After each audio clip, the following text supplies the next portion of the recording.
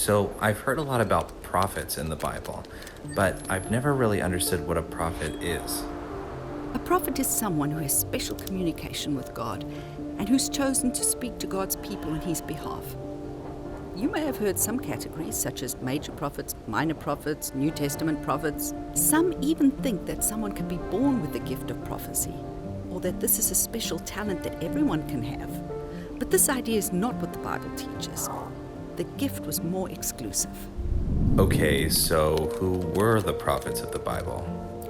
Not everyone agrees on who qualified as a prophet in the Bible, but some identify over 100 unique prophets in the Bible, including Enoch, Moses, and even Jesus. The Bible is full of prophets. And just in case you think that this was a male-only calling, there are quite a few female prophets mentioned too. Are some prophets more important than others?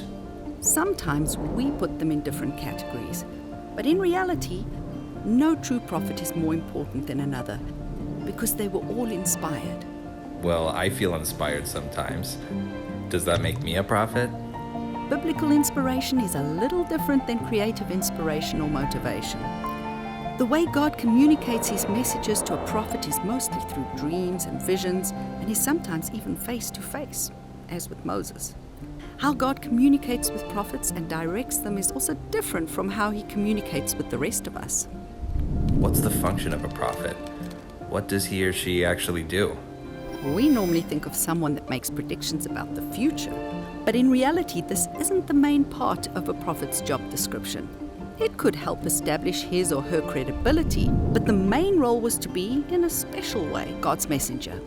A prophet's job was to deliver God's warnings and advice, and ultimately, to introduce them to God's plan to save us. Isn't that what all Christians are supposed to do? Would that make all of us prophets? Well, not really. We're all called to get to know God for ourselves and then to introduce others to God, but there are some significant differences between our general mission and a prophetic calling. What's the difference between a Christian's calling and a prophetic calling? We can all respond to God's call to be saved and give him our lives.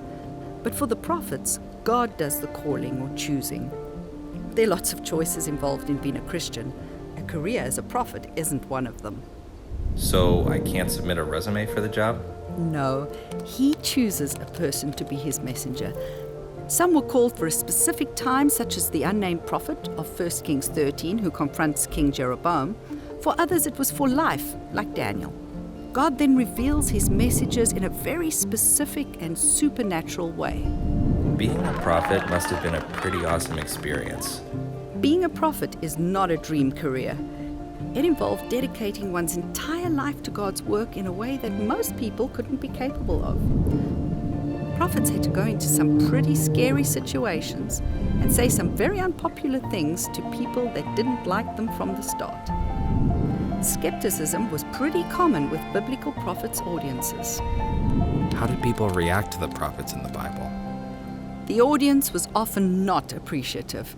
Some prophets got stoned, thrown into boiling oil, cut in two. Many did not die of natural causes.